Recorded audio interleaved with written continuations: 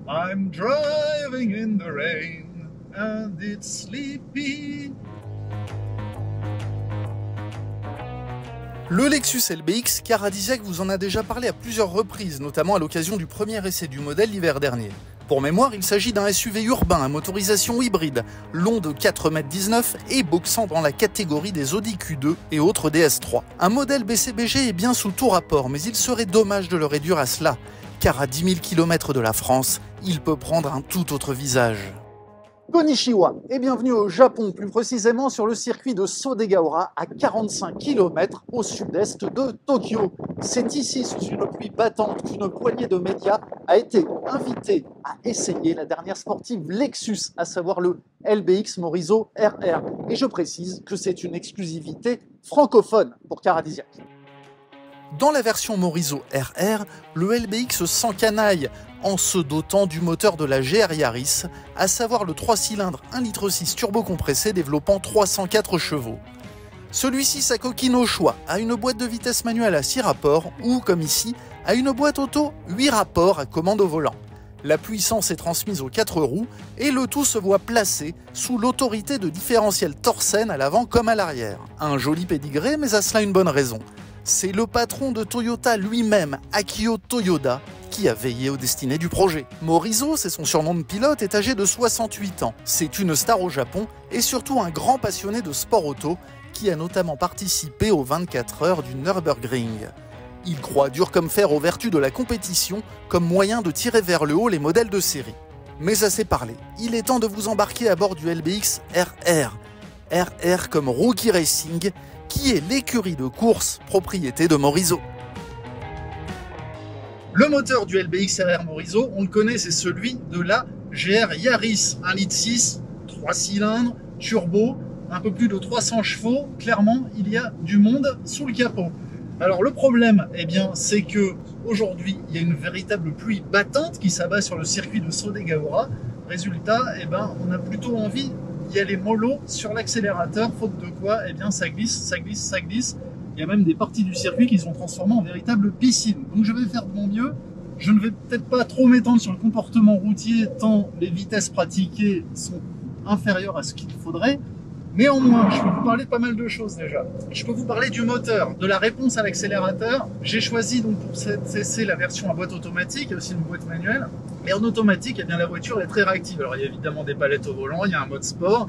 Il y a aussi un mode circuit qui n'est activable que quand on arrive sur un circuit, de façon à éviter que la voiture soit utilisée de façon un peu trop sportive sur la route. En tout cas, cette voiture, la direction est précise. Le moteur, il chante comme il faut. J'espère que vous l'entendez. Et c'est un vrai bonheur, c'est un vrai jouet en fait. Le 0 à 100 est abattu en 5 secondes 2, donc c'est un temps digne des meilleures sportives.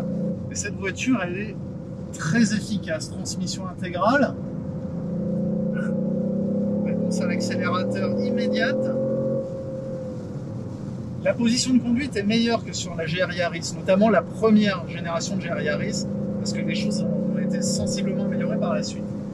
Là en fait cette voiture elle repose sur une plateforme de GR Yaris, mais en même temps il s'agit d'un modèle luxueux, donc la présentation est parfaite, l'ergonomie est bonne, simplement petite gêne dans la vision avec ce montant de pare-brise. Les petites pertes d'adhérence du train avant sont tout de suite rattrapées et ça on est bien content d'avoir une bonne assistance. Cette voiture est un délice et on aimerait multiplier les tours de circuit. Bon, ils sont sympas les Japonais, ils m'ont accordé 2 tours en plus de façon à enregistrer cette vidéo. Cette voiture elle mesure 4,19 m.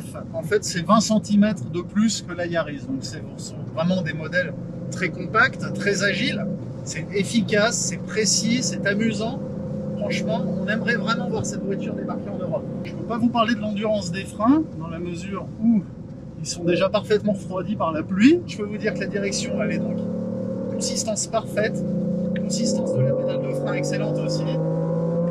Cette voiture, elle est pleine de promesses. Voilà, je ne peux pas vous en dire plus, dans la mesure où les conditions de cet essai ne me le permettent pas. Néanmoins, c'est une réussite, clairement. Moi, j'adore cette voiture. Bravo Lexus, bravo Morizo.